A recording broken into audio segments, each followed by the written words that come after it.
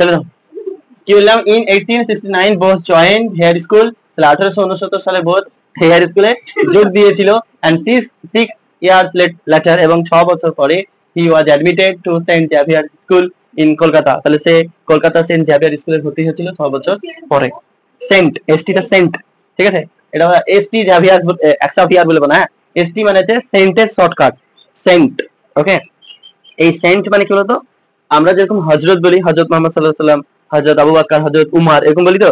আর ওরা বলে সেন্ট, ওই একই, জাস্ট হযরতকে ওরা সেন্ট বলে, ঠিক আছে, এটা খ্রিস্টানরা বলে, তার জন্য ওদের স্কুলের নাম সব এরকম। ওকে, তাহলে he pass the entrance examination, তাহলে সে প্রবেশিকা পরীক্ষা, এন্ট্রান্স মানে কি, এন্ট্রান্স মানে প্রবেশ, এন্টার মানে প্রবেশ, তাই না, এন্টার মানে কি, এন্টার মানে প্রবেশ, এখান থেকে হচ্ছে এন্টারেন্স, এটা এন্টার নাই, কি আছে, এন্টারেন্স মানে হচ্ছে প্রবেশিকা, এক্সামিনেশন মানে হচ্ছে কি পরীক্ষা, তাহলে he pass the entrance examination, তাহলে সে প্রবেশিকা পরীক্ষায় পাস করে গেছিল, মানে কলেজে ভর্তি হতে গেলে একটা প্রবেশিকা পরীক্ষা দিতে হয়, তো সেই পরীক্ষাতে কি হয়েছিল, পাস হয়েছিল, and join saint Xavier's college of Kolkata, এবং সে সেন্ট জেভিয়ার্স কলেজ, কলকাতার যে সেন্ট জেভিয়ার্স কলেজে সে কি হয়েছিল, ভর্তি হয়ে গেছিল বা যোগ দিয়েছিল। It was here that he came in contact, তাহলে এটা ছিল সেই জায়গা যেখানে সে এসেছিল কাছাকাছি বা সংযোগ উইথ জেসুইট ফাদার ইউগেন ল্যাফোর্ট, কি নাম বললাম, জেসুইট ফাদার ইউগেন ল্যাফোর্ট, ফাদার মানে ওরা যেহেতু ওদের যে গির্জার বাবা থাকে তাদের কি বলে বলতো, ফাদার, আমরা যেরকম মৌলবি বলি ওরা বলে ফাদার, এখানে ওর বাবা না, ফাদার মানে বাবা, কিন্তু এখানে ওই গির্জাতে যারা থাকে বা যারা মৌলবি হয় তাদেরকে ওরা ফাদার বলে থাকে, ঠিক আছে। হু প্লে এ সিগনিফিকেন্ট রোল, তাহলে যে একটা সিগনিফিকেন্ট মানে হচ্ছে গুরুত্বপূর্ণ, রোল মানে ভূমিকা, in developing his interest, developing মানে হচ্ছে উন্নতি, হিজ ইন্টারেস্ট মানে হচ্ছে আগ্রহ, ইন ন্যাচারাল সায়েন্স, প্রকৃতি বিজ্ঞানী, তাহলে তার প্রকৃতি বিজ্ঞানে একটা আগ্রহ জাগাতে গুরুত্বপূর্ণ ভূমিকা। আলহামদুলিল্লাহ, তাহলে এটা কি বললো, ইট ওয়াজ হেয়ার, এটাই ছিল সেই জায়গা, that he came in contact, যেখানে সে সংযোগে এসেছিল বা কাছাকাছি এসেছিল, উইথ জেসুইট ফাদার ইউগেন ল্যাফোর্ট, তাহলে জেসুইট ফাদার বা বাবা ইউগেন ল্যাফোর্টের সাথে কাছে, হু প্লে, প্লে মানে খেলা করা, কিন্তু এখানে প্লে মানে হচ্ছে পালন করা,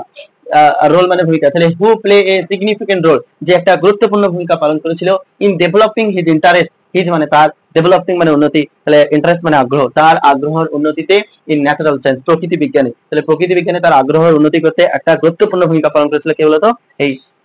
জেসুইট ফাদার ইউগেন ল্যাফোর্ট। তারপরে later Bose went to England, দিয়ে পরে তখন বোস কোথায় চলে গেল, আমাদের মফিজুল ইংল্যান্ডে চলে গেল, কোথায়, ইংল্যান্ড, এন্ড সিকিউরেট মানে সুনিশ্চিত করে অ্যাডমিশন, ভর্তি, ইন ক্রাইস্ট কলেজ, এবং সেখানে সে ক্রাইস্ট কলেজে কি হয়ে গেল, ভর্তি হয়ে গেল বা ভর্তি সুনিশ্চিত করলো, মানে মফিজুল যে ইংল্যান্ডে ক্রাইস্ট কলেজ আছে যেখানে, সেই ক্রাইস্ট কলেজে ভর্তি হলো, যেটা হচ্ছে কেমব্রিজ, ক্রাইস্ট কলেজ সেটা হচ্ছে Cambridge, two study natural science, কি সায়েন্স পড়ার জন্য, ন্যাচারাল সায়েন্স বা প্রকৃতি বিজ্ঞান পড়ার জন্য সে কেমব্রিজ বিশ্ববিদ্যালয়ে বা কেমব্রিজ বিশ্ববিদ্যালয়ে ক্রাইস্ট কলেজে চলে গেল, ঠিক আছে। In 1884, তাহলে 1818 সালে he received the natural science ট্রাইপোস, তাহলে সে প্রকৃতি বিজ্ঞানে ট্রাইপোস পেয়েছিল, ট্রাইপোস হচ্ছে এক ধরনের ডিগ্রি, বুঝতে পেরেছো, তাহলে ওই কেমব্রিজ বিশ্ববিদ্যালয় থেকে সে কি হয়েছিল, প্রকৃতি বিজ্ঞানে tripos from the university of Cambridge, তাহলে ধরো লেখা আছে কেমব্রিজ, কেমব্রিজ বিশ্ববিদ্যালয়, অক্সফোর্ড বিশ্ববিদ্যালয়, এগুলো বড় বড় বিদ্যালয়, তো সেই কেমব্রিজ বিশ্ববিদ্যালয় থেকে মফিজুল কি উপাধি, কি ডিগ্রি পেয়েছিল, tripos, and BSc degree from the university of London, এবং লন্ডন থেকে সে বিএসসি মানে ব্যাচেলর অফ সায়েন্স ডিগ্রি পেয়েছিল, বুঝতে পেরেছো, কি ডিগ্রি, ব্যাচেলর অফ সায়েন্স। আর তুমি যখন কলেজ পাস করবা এই পড়ালে যদি পড়ো তাহলে তুমি হবে ব্যাচেলর অফ আর্টস, মানে যেটা হচ্ছে বিএ, বুঝতে পেরেছো। সোলিং স্কুলে সলিওডাঙ্গা স্কুলে কি বললাম, 100টার মধ্যে 80টা ছাত্র বিএ নিয়ে পড়ে, বিএ মানে কি বললাম, ব্যাচেলর অফ আর্টস, আর যারা সায়েন্স নিয়ে পড়ে তারা হবে বিএসসি, বিএসসি, বিএসসি মানে হচ্ছে ব্যাচেলর অফ সায়েন্স। বিএসসি নিয়ে পড়তে গেলে তোমাকে 11 এ সায়েন্সে ভর্তি হতে হবে, 11 12 সায়েন্স স্কুলে ভর্তি হতে হবে। তাহলে BSc degree from the university of London, তাহলে কি লন্ডন থেকে সে বিএসসি ডিগ্রি নিয়েছিল, okay Mofizul, BSc bachelor of arts. তারপরে আবার কলেজে যখন আরেকটা পড়বা সেটাকে বলা হয় এমএ, এমএ বিএসসির পরে যারা মানে আর্টস নিয়ে যারা পড়ে, হয়ে গেছে ওটা আমার, তারপরে যদি আবার পড়ো 2 বছর তাহলে সেটা হবে কি এমএ, মানে হচ্ছে মাস্টার অফ আর্টস। আর যদি তুমি সায়েন্সের জাতীয় কলেজে আবার 2 বছর পড়ো তাহলে হবে এমএসসি, মাস্টার অফ সায়েন্স, বুঝছো, তো আমার এটা কমপ্লিট হয়ে গেছে MA, master of art. Following year, পরের বছর বোস জয়েন প্রেসিডেন্সি কলেজ, তাহলে বোস কোথায়? প্রেসিডেন্সি কলেজে যোগ দিয়েছিল অ্যাজ এ অফিসিয়েটিং প্রফেসর, একজন কি বলতো অফিসারি অধ্যক্ষ হিসেবে, প্রফেসর হিসেবে, প্রফেসরকে বাংলায় অধ্যক্ষ বলে, অফ ফিজিক্স। তাহলে ফিজিক্সে ফিজিক্সে কি বলতো, সে একজন ফিজিক্সের একজন প্রফেসর হিসেবে বা একজন স্যার, কলেজের স্যার দেখে স্যার বলে না, ওদেরকে বলে প্রফেসর, তো অধ্যক্ষ হিসেবে সে এই যে কি কলেজে, প্রেসিডেন্সি কলেজে যোগ দিয়েছিল। But he was not provided facilities of research, কিন্তু তাকে প্রোভাইডেড মানে হচ্ছে প্রদান করা হয়নি, ফ্যাসিলিটি মানে হচ্ছে কি সুযোগ সুবিধা, তাকে সুযোগ সুবিধা প্রদান করা হয়নি, but he was not provided facilities of research, কিন্তু তাকে কি করা হয়নি রিসার্চ, রিসার্চ মানে কি, he was not provided facility of research, কিন্তু আমাদের মফিজুল কে বা তাকে জগদীশ চন্দ্র বোসকে কি করা হয়নি, রিসার্চ করা, গবেষণা করার সুযোগ দেওয়া হয়নি, গবেষণা করার সুযোগ সুবিধা দেওয়া হয়নি। He was also offered lower salary than his European colleague, এমনকি তাকে অল্প বেতন দেওয়া হতো তার ইউরোপীয় সঙ্গীদের থেকে, মানে ওই কলেজে যে ইউরোপীয় যারা লোক, মানে যারা ইংরেজ যাদেরকে আমরা চিনি, তারা যারা ওই কলেজে অধ্যক্ষ বা প্রফেসর ছিল তাদেরকে বেশি বেতন দেওয়া হতো, একই সময় ওদের শিক্ষা ডিগ্রি একই, কিন্তু যেহেতু ইংরেজ তাই ওদেরকে বেশি বেতন দিত, আর বাঙালি বলে বেশি কম, বাঙালি বলে কি করতো কম বেতন দিত। এটা তো অন্যায়, এটা তো সহ্য হয় না, তাই না? তাহলে কি হলো, বোসের একটা গুরুত্বপূর্ণ আত্মমর্যাদা ছিল এন্ড ন্যাশনাল প্রাইড, এবং জাতির প্রতি তার কি ছিল বলতো, এবং জাতীয় গর্ব ছিল তার, যে আমি একজন বাঙালি, আমি একজন ইন্ডিয়ান, এই গর্ব তার ছিল। সেজন্য হচ্ছে আমাকে যেহেতু ভারতীয় বা আমি বাঙালি বলে আমাকে বেতন কম দেওয়া হবে, আমি যার টাকাই নেবো না, ঠিক আছে? কি হলো, দেয়ারফর তারপর as a sign of protest, প্রতিবাদের স্বরূপ হিসেবে, তারপরে সে প্রতিবাদের চিহ্ন হিসেবে হি কন্টিনিউ হিজ টিচিং, সে তার পড়ানো চালিয়ে গেছিল, সে তার টিচিং চালিয়ে গেছিল, অ্যাসাইনমেন্ট মানে তার সে পড়ানো যে অ্যাসাইনমেন্ট বা পড়ানো যে টেকনোলজি সেটা চালিয়ে গেছিল ফর 3 ইয়ার্স, 3 বছর ধরে। হ্যাঁ, টেকনোলজি না, সরি, হি continue his teaching assignment, teaching assignment মানে হচ্ছে পড়াশোনার যে উপাদান বা যে শেখানো, কি বলা হয়েছে, তা সে কি করেছিল, সে teaching assignment for 3 years without accepting, accepting মানে হচ্ছে নেওয়া বা গ্রহণ করা, হিজ স্যালারি তার বেতন, তাহলে সে উইদাউট মানে হচ্ছে ছাড়া, তাহলে সে তার বেতন না নিয়েই বা সে তার বেতন ছাড়াই 3 বছর ধরে পড়াইছিল, 3 বছর ধরে টিচিং চালিয়ে গেছিল, কি জাস্ট একটা প্রতিবাদের সাইন হিসেবে, যে দেখ তো আমাকে বাঙালি হিসেবে টাকা কম দিয়ে আমি তাদের টাকায় পরোয়াই করি না, আমি এমনি করি তাদের, বুঝতে পেরেছো? ফাইনালি দা, যেরকম ধরো এরকম হয় না যে তুমি ধরো বিয়ে বাড়িতে গেছো আর তোমাকে ধরো বলা আছে খেতে পাই না বিয়ে বাড়ি চলে এসেছে, তুমি কি বলে বলো তো, বা মনে করো তোমাকে ধরলেও কমা কমা গুলা দেওয়া হয়েছে, নাকি? আর হ্যাঁ হ্যাঁ, তখন এরকম তোমার মনে হয় যে খাবোই না তোদের, চা আমি না খেতে থাকতে পারবো না, নাকি? নাকি? তো এরকম মনে হয় যে ধরো তুমি ওই বিয়ে বাড়িতে আছো, পালিয়ে আসো নি হয়তো, জাস্ট সবাই খারাপ ভাবে বলে, কিন্তু তুমি খাওনি সারাদিন, এটা হচ্ছে আত্মসম্মান, আত্মমর্যাদা, যে আমাকে ছোট করা হলো, তাই না? তো আমাকে যদি এখানে ছোট করা হলো, তো সে 3 বছর বিনা বেতনে করেছিল। তোমরা ভাবছো যে বাবু কি করে বিনা বেতনে টাকাই লেনি, কিন্তু তোমাকে যে জায়গায় অপমান করা হয়েছে, মনে করো তোমরা ছোটবেলায় এরকম তোমার আব্বা, তাহলে তোমার আব্বা, তোমরা দুই জমজ বোন, তোমরা দুইজনের জমজ বোন, তোমাকে তাহলে 1000 টাকা দিচ্ছে আর তোমাকে দিচ্ছে 10 টাকা, তো তুমি টাকা লিবা তখন, বা তোমাকে 100 টাকা দিচ্ছে, তখন তুমি কি বলবা, লিবই না, লিবই না, হাট কাম খায়, 100 টাকা লিখে দেবো আমি, ওকে? তাহলে কি হলো, finally the director of public instruction, তাহলে অবশেষে যে পাবলিক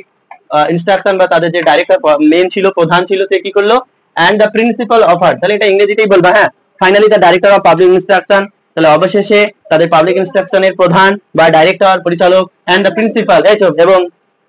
প্রিন্সিপাল বা তাদের কলেজের যে প্রধান অধ্যক্ষ আছে সে অফার্ড হিম, তাকে দিয়েছিল এ পার্মানেন্ট টিচিং পোস্ট, একটা পার্মানেন্ট মানে কি বলতো, পার্মানেন্ট মানে হচ্ছে সক্রিয় বা যতদিন ধরলেও